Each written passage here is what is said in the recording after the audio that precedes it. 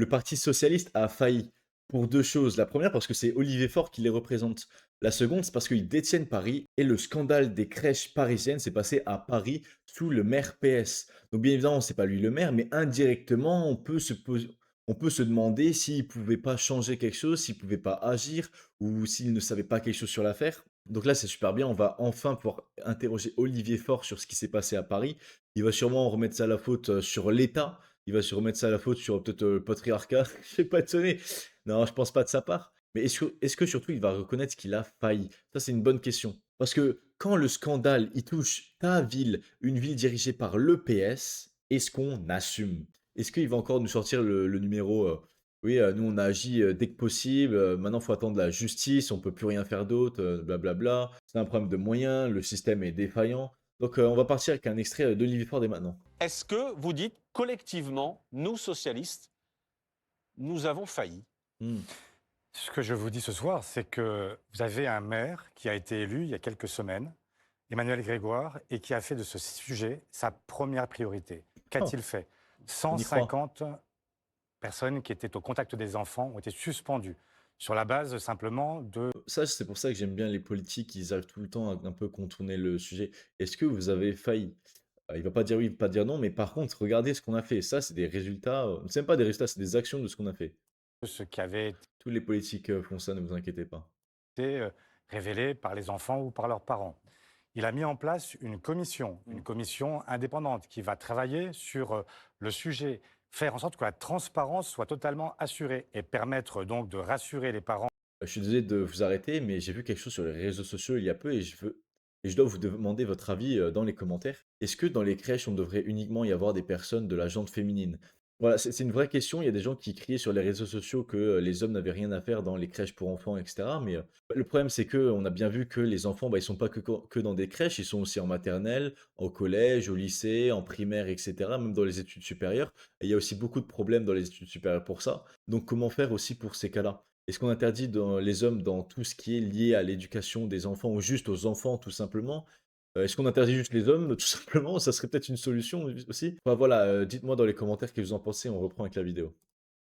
Qui ont des enfants qui sont dans le périscolaire à Paris et faire en sorte que ce Mais soit pardon, Emmanuel effectivement Grégoire ne débarque pas à la mairie de transparent. Paris. Il était Moi, je premier vous adjoint parle du avant, maire de Paris. il était en charge des ressources humaines. Les socialistes étaient là avant qu'Emmanuel Grégoire n'arrive. Voilà, dis les termes, je sais pas comment il s'appelle, mais dis les termes, dis-lui. Faut qu'il dise: «Est-ce que tu as failli ou tu as pas failli?» À la tête de la mairie de Paris, je vous repose la question, est-ce que vous avez le sentiment que collectivement, les socialistes, vous avez pu faillir dans ce dossier? Voilà, C'est un échec pour vous? Écoutez, à chaque fois qu'un enfant est victime, c'est un échec. C'est un échec dont nous bien. devons prendre la responsabilité, en tout cas la part qui nous incombe.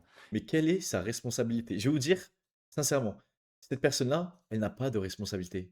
Pourquoi? Parce que quand il y a un drame comme ça, qu'est-ce qui se passe? Que ça soit lui ou le maire du PS ou les gens qui dirigent, ils ne sont pas exclus. Ils n'ont pas besoin d'être virés, il ne se passe rien, ils s'en foutent parce qu'eux, ils sont protégés. Vous avez pu voir, sûrement des affaires, nous, citoyens, quand il nous arrive quelque chose, ça prend 5 ans, 10 ans et cetera. Eux, quand ça touche des gens, de la politique, quand ça touche des magistrats ou des juges ou je ne sais pas quoi, c'est jugé en quelques jours, en quelques semaines, si ce n'est pas en quelques minutes carrément. C'est pour vous montrer cette injustice et justement l'abus de pouvoir de ces gens-là. Quand ça les touche eux ou leurs amis, ça agit très vite, mais quand ça nous touche nous, bah, alors là, tout est lent, il y a aucune sanction, il y a rien qui est fait, tout le monde s'en fout. C'est vraiment inconcevable de ces partis politiques en France, hein. Et loin de moi l'idée de penser que nous avons tout fait parfaitement et partout. Simplement, ce que j'observe, Bien. c'est qu'il y a ceux qui, quand ils ont le sentiment de ne pas avoir été suffisamment loin dans leurs préconisations, Mmh. changent de comportement, et ceux qui, au contraire, s'obstinent. Et ce soir, sans doute, parlerons-nous de ce qui se passe depuis l'affaire de cette jeune Iliana. Et la réalité, c'est que malheureusement, après un scandale qui est un scandale d'État, eh bien malheureusement, Regardez, maintenant, il détourne le sujet. Il veut plus parler du périscolaire parce que, bah, il sait qu'il est en danger. Il va parler de Liana parce que il n'est pas responsable de l'affaire Liana. C'est vrai qu'il n'est pas au pouvoir, il n'a pas de commande, donc voilà, il détourne. il n'y a aucun changement qui Je soit vous en vue. repose la question.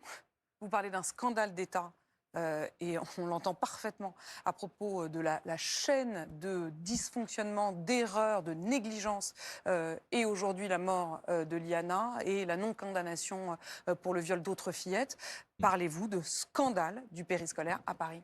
Bien sûr, il y a eu un scandale du périscolaire parce C'est bien de sa part. qu'il est absolument insupportable que des enfants, ce que nous avons de plus précieux, Mais alors, je les vous pose la vôtres, les question quand même de miens, la responsabilité. C'est-à-dire, c'est une question qu'on a posée Les vôtres, les miens, totalement faux. Ces enfants ne subiront jamais rien parce que de toute façon, ils sont protégés, ce sont des gens protégés. à tous Hmm. nos invités et nos interlocuteurs politiques depuis une semaine. La responsabilité Et surtout, la responsabilité, je vous le redis, ce mec s'en fout. Il a aucune responsabilité, il va rien payer, ces gens-là ne vont rien payer. Ils ont un mandat, ils ont 7 ans, les maires, il me semble.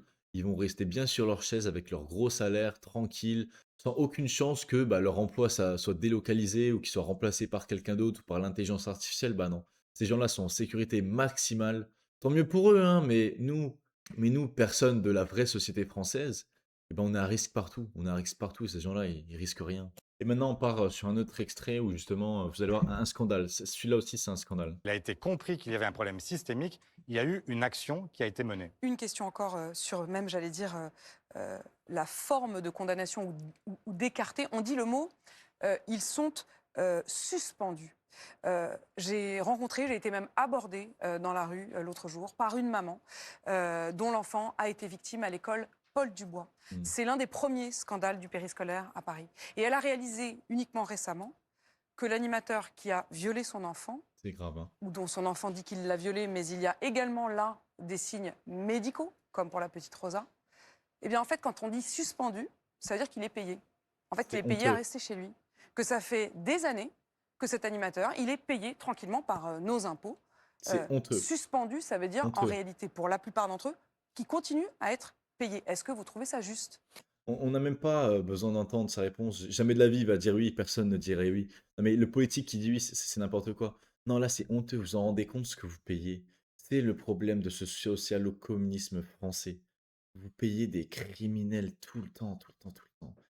J'en peux plus, moi, que mes parents, que vos parents, ou peut-être que vous-même, vous payez des impôts qui payent ces gens-là. Ces gens-là sont des criminels, ils restent chez eux, ils font leur vie, ils sont bien payés, ils ne font rien, ils n'apportent aucune valeur dans la société, ils sont en liberté. Ça n'a aucun sens. Ça n'a aucun sens. Je voulais juste mentionner cet extrait-là qui est vraiment mais honteux. C'est dur à croire, quoi. Donc là maintenant, on va partir sur le dernier extrait qui, j'espère, est un peu plus heureux, mais j'y crois pas trop. Parce que quand on parle de justice, bah, tout le monde tire la gueule. À des pédocriminels ou pas? Vous acceptez de donner une seconde chance à des pédocriminels ou pas? Parlons plus largement des violences sexistes et sexuelles.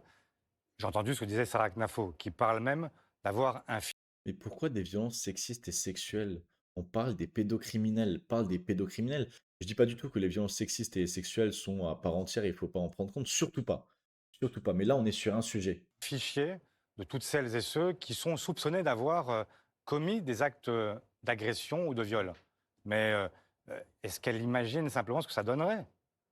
Éric Vous avez dit Zemmour qu'il faut serait sur le respecter fichier. l'état de droit. Non, mais Éric Zemmour serait sur le fichier. Je vous rappelle qu'il a lui-même Et il n'y a pas de souci. C'est pas de souci. Alors là, je vais reparler de ce sujet. Donc, ça serait que les fichiers des criminels et peut-être des gens qui ont une plainte sur eux soient dans ce fichier. Alors, il y a un petit dilemme, c'est que les gens bah, qui sont condamnés, bah, il n'y a pas de souci. Le problème, c'est les plaintes. Il peut y avoir des fausses plaintes, par exemple, ça peut arriver. Et donc, ça pourrait détruire la vie de la personne. Donc là, il faudrait travailler sur le sujet de comment on pourrait faire pour que justement des plaintes comme ça ou des choses du genre n'arrivent pas. Mais donc là, dans ce sujet, Olivier Faure va nous dire, bon, bah, Éric Zemmour aurait son nom dedans.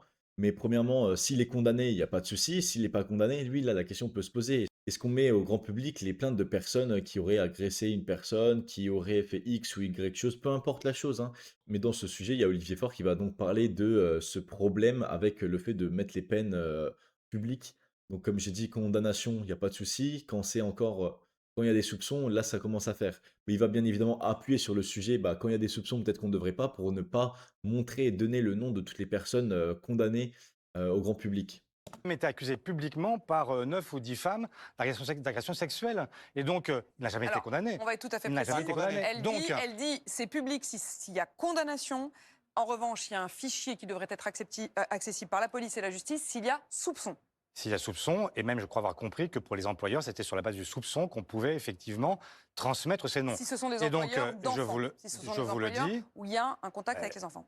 contact Voilà, avec non, les non, mais on enfants. va être Moi, très je suis pour que, je vais être très clair, moi, je suis pour qu'il y ait un fichier qui soit transmis aux employeurs éventuels dès lors qu'ils sont dans un service public ou qu'il y a un contact avec le public. pour qu'il y ait la possibilité pour les employeurs de savoir à qui ils s'adressent et de savoir qui ils emploient.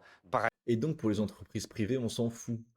Donc voilà, donc les crapus, voilà, elles sont dans les entreprises privées avec les vrais Français qui créent de la valeur, mais les Français qui créent pas de valeur sont encore plus en sécurité.